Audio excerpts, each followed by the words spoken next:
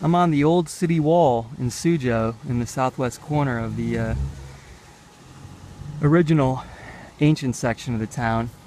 I don't know why I thought this section of rampart and tower there were built in the Wu.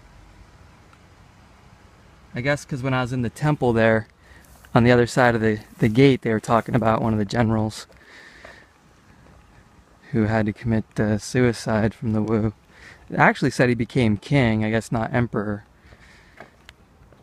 I don't know if they really had emperors at that point in China. This was like warring states period I'm talking about. And anyway, the pagoda's there, not open for whatever reason.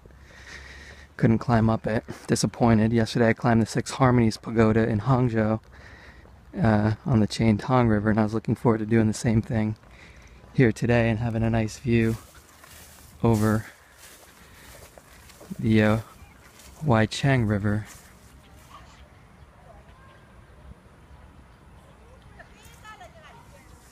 Oh well.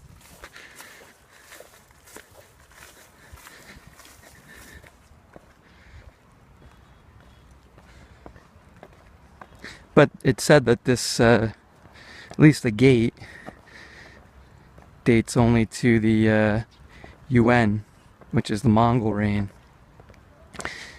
So they had cannons placed up on the wall, and I thought, well, these obviously wouldn't have been here in the Wu, and I still don't think cannons would have been there during the Yuan, because gunpowder doesn't start to infiltrate, I think, till a couple hundred years later into warfare. I'm not sure the exact date, but the cannons they have are obviously Qing.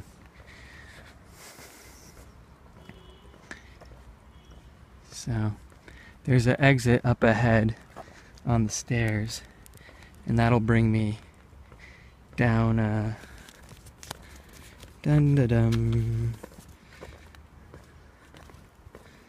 ancient Grand Canal. So I'm here walking along the city walls, and it doesn't look like it connects, but there's an exit that brings me back down, I guess the Mayawan shopping street, maybe 30, Purple Clouds Garden 22, 23, Su Fei Yuan water curtain cavity. That was the waterfall we were looking at. So I didn't go to that little section of the garden yet. So once I do that, I'll have seen everything in the PanMen area. So here's another bridge. I was trying to show you the other scenic bridge, but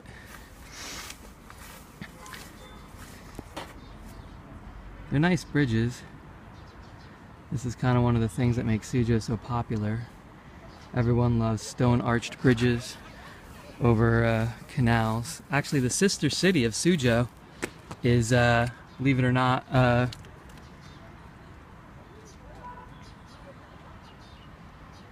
Venice. They have a Venetian canal in the park. A Venetian gondola. I was looking at it like, huh? What's that doing there?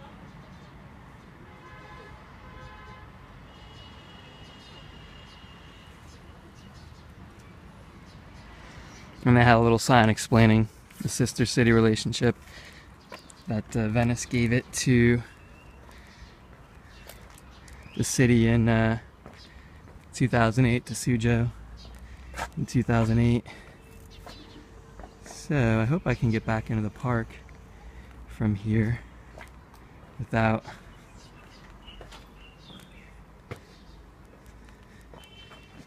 having to re-enter, because it's 4:57 and I think it all closes up at 5.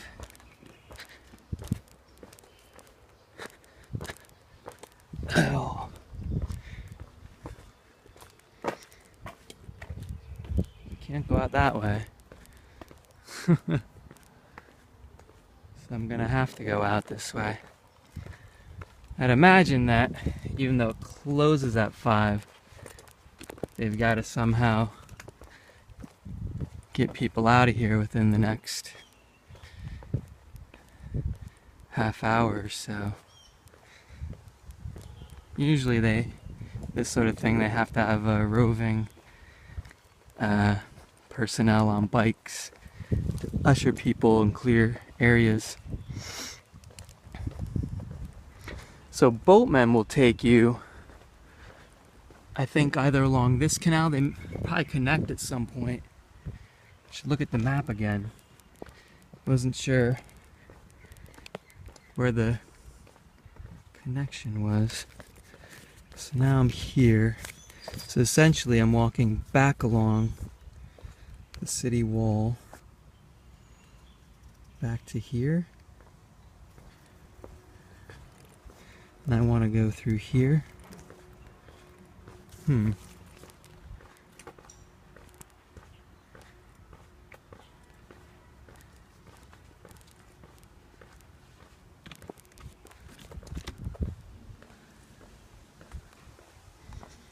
People are still ringing the bell.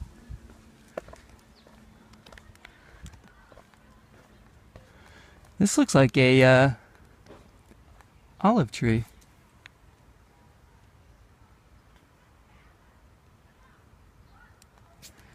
Oh yeah, it doesn't want to focus. Come on.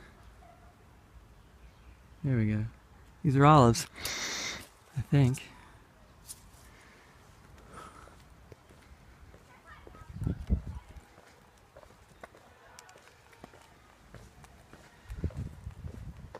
So they were saying in the last video how steep the walls were here. I assume they're the same on the other side because we're basically inside the city now. So they had canals on both sides of their city walls as an additional defense.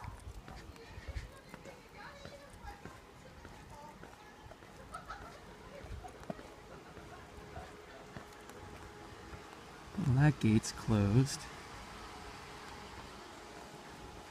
Are people going across the bridge there? It looks like they are. So I wanted to kind of make a circle instead of going out the south exit. Go out the east exit, the main entry exit by the pagoda, where I came in. Video number 1. Number 1 video.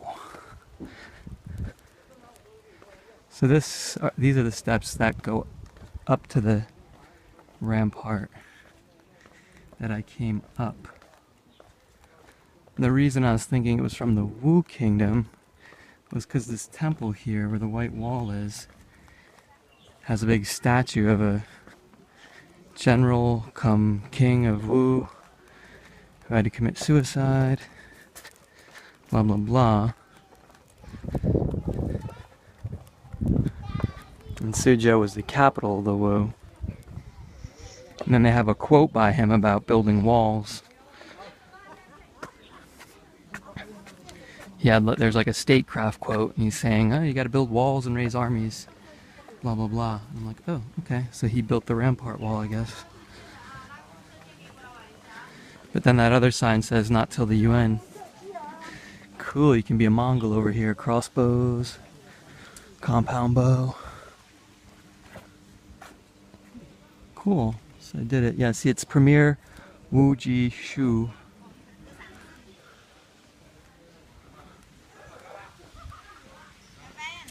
Here's the shopping street that they talk about. Looks like it's closed there.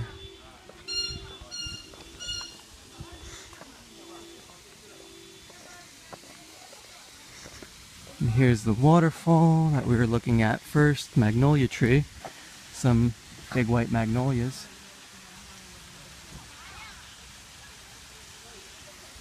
I'm gonna take a look at this sign. This is how they close up shop, put the door on, one at a time. It's kind of cool.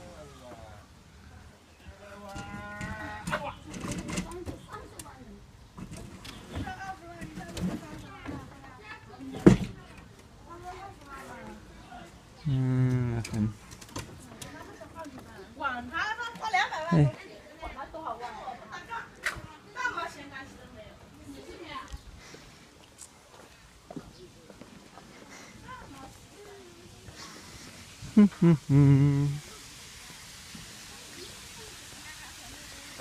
Well, it's a nice park.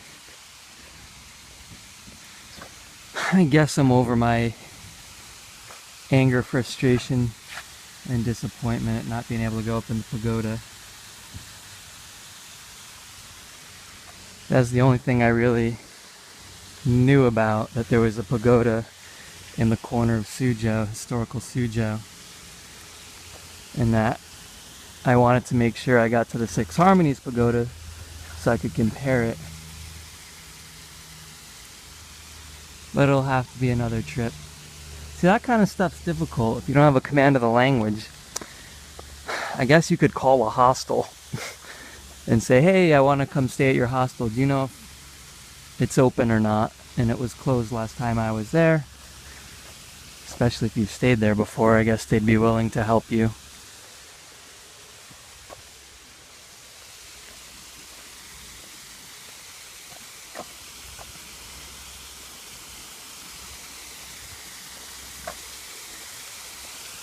Oh.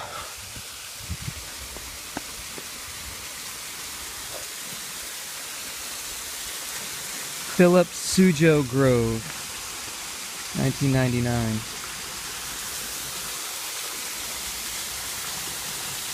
Who's Philip? Prince Philip?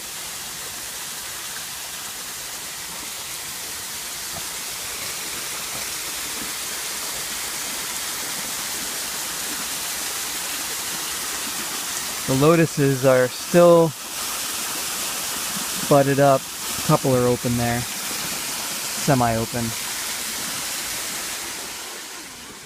I'm gonna walk around this way in case they start kicking people out. So what did I do today? I walked down Renmin Road, stopped at a couple historical signs, and I got to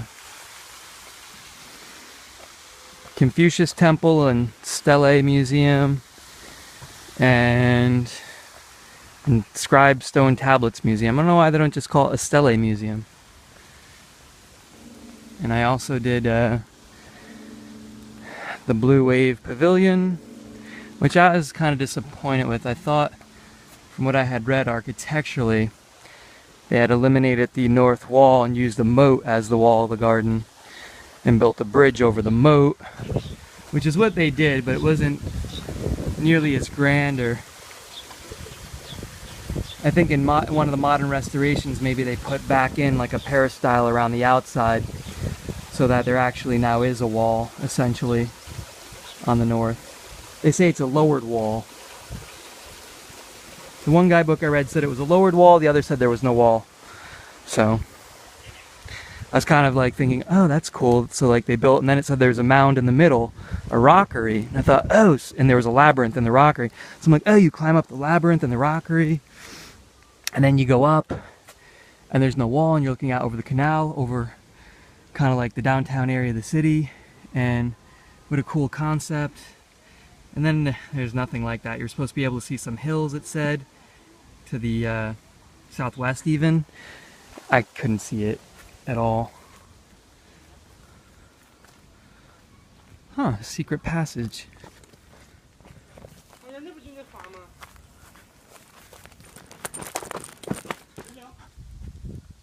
Hi.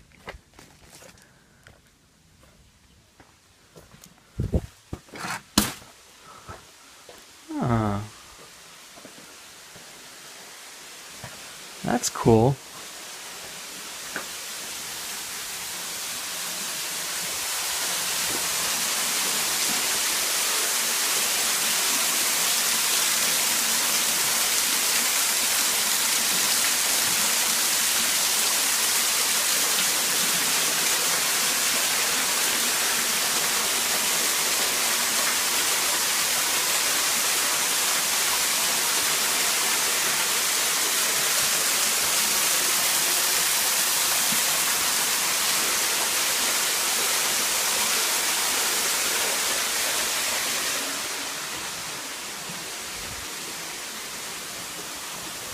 Aha!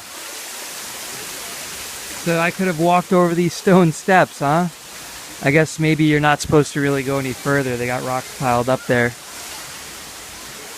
Someone broke the fence, I guess.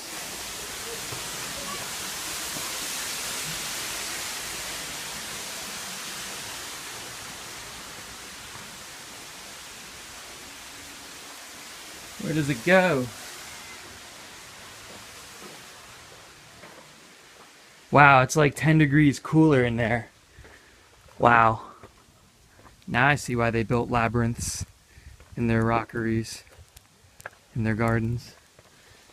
Ah, yeah, that was much cooler. I could totally see hanging out in there on a hot day.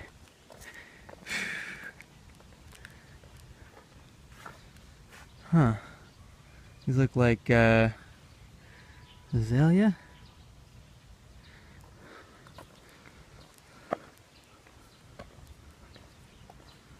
Wow.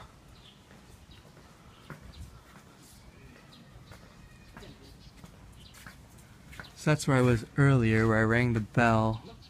I think was in there, that pavilion.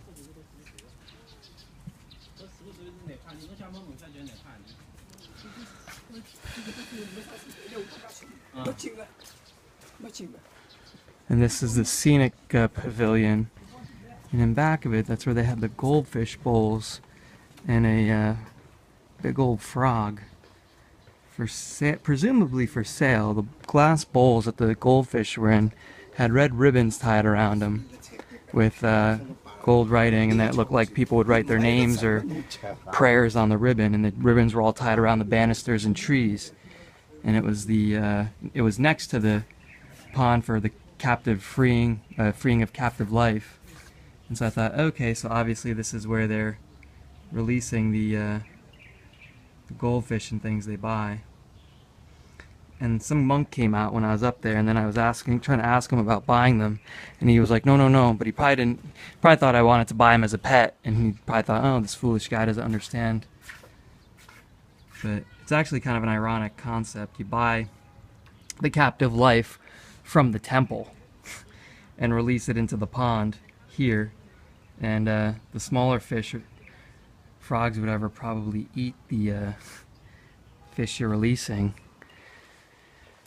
They're stupid goldfish raised in a bowl, or they just re-catch them every night and put them back in bowls, and someone else comes, maybe you even rebuy the same fish you freed before, and even if you don't, you're still kind of perpetuating this cycle of the captive raising of the animal to begin with, which is kind of ironic. Why would you want to do that? So I already basically I came around the back this way and walked the far way around to the city gate. So all I had to do when I was here, one of my last videos, I'm kind of frustrated. I'm looking at the map like, where's the land gate? And it was basically if I came down this way, but instead I walked towards the gondola and then walked the long way around the park. Kind of like it looked like through some orchards or something. I mean, it wasn't that long a walk. It was like an extra 5-minute walk. But I was like, oh, for sure I can't find the gate.